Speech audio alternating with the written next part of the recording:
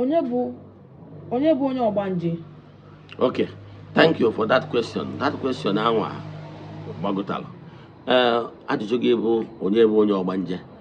Kembugoro na Ogbanje enwere Ogbanje nwoke, nwa Ogbanje nwanyị. Nwa Ogbanje mmiri, nwa Ogbanje Ezeana.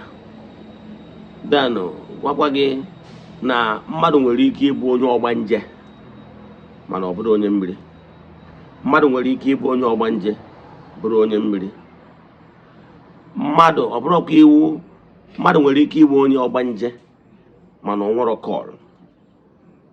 Etu a kwadụ ka mmadụ nwere ike ịbụ onye mmiri mana ọ nwere kọl. So ọ bụrụ onye ọbụla bụ onye Ogbanje, ọ bụrụ onye nwere kọl.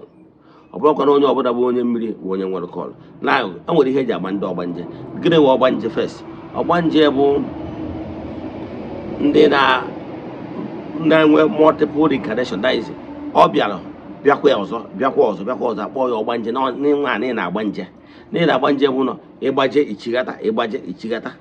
So ndị Ogbanje a na ọdụ ka ushers, stewards n'ụlọ ụka. Ịma na stewards ha bịa n'ọgbakọ, ha adịa n'ofu ebe. Ọrụ ha bụ ị na-eme ekitens na coordinators. Ọha ya afụkwa maka isi atens. So ndị Ogbanje bụ ndị nwere ngabasị, ha nwere ihe. Nke na ndị Ogbanje gị dị na mma, ị ga-enweta oke gị na mmụọ. Maka ọrụ ha bụ ndị oke. And ịmụta ihe ebutekwana Ogbanje ji awụ ọbịacha ọbịagharịkwa awụ. O nwere ike onye Ogbanje nwere ike ịdị blessed, onye Ogbanje abịa na be gị. Mana ị nabatara ya. O nwere ụfọdụ ya bịa ọ bụrụ dada. Ọ bụrụ dada ahụ, i pay attention. I je kpochapụ ya isi. Were ya na ede otu ekwu na ọ ya ebu isi for 2 years ma na ọ ya ebu for 5 years before akpụọ ya isi. Ijere ụtọ ị na-ege ihe ndị mmadụ na-ekwu. Obodo ya je kpochapụ ya isi. Aka onwere hands a na-emetụ ya n'isi.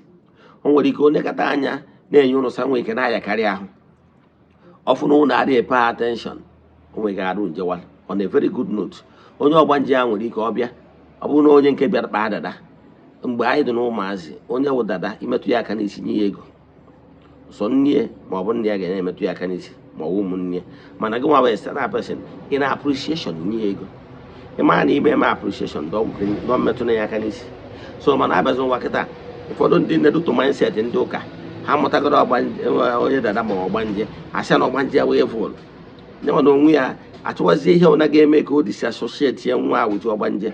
Ọkpọrọ ya kpojede onwodi pastor, onwodi hands. Onye abụọ kwudo onye Ogbanje, onye na-emetụ aka gịrị ha na-ekewanya na ndị otu Ogbanje nke emeri ha etinye enmity between nwatakịrị a na ndị otu ya uwe na ndị Ogbanje. Enwere ka akpụcha ya isi, enwere otu mgbe nwaanyị bụ ahụ nwụrụ. Nkwado ndị anwụrụ anwụ mgbe anyị kewanya na ndị otu ya ịgbago ụwa ya ayaga. Maka na ndị otu ya ga-eme ka ọ dị ebube. Ndị otu ya ka ọ ga-abụ orejie ọkpọkuo ime ihe ọjọọ obe arịrị, ndị otu ya ejeri ya ọgụ. Ịghọtara ya? Imekwana ihe obi tọọ ya ụtọ, ndị otu ya ejegozie gị. Mana ọ bụrụ na igbe ịbịa kewazie ya na ndị otu ya, ọ dịzi alone, ọ dịzi empty na ụwa mmadụ a o nwere nke ọ pasara. So gịnị ka m na-ekwu maka ya? Ndị Ogbanje bụ ihe dị ebube. Ịmụta onye Ogbanje nwebe aṅụrị, imeta onye Ogbanje ọfụma, ịnụta nwaanyị onye Ogbanje na-enwe aṅụrị, na-emeta ọfụma. Mana ị ya amụkwa ya medo ya na ndị otu ya, mee ụlọ etinye na ndị otu ịmụta Ogbanje, ị ya na-enwe aṅụrị. I can tell you, I'm one of ndị Ogbanje, onye Ogbanje, proud one at that. Daalụ.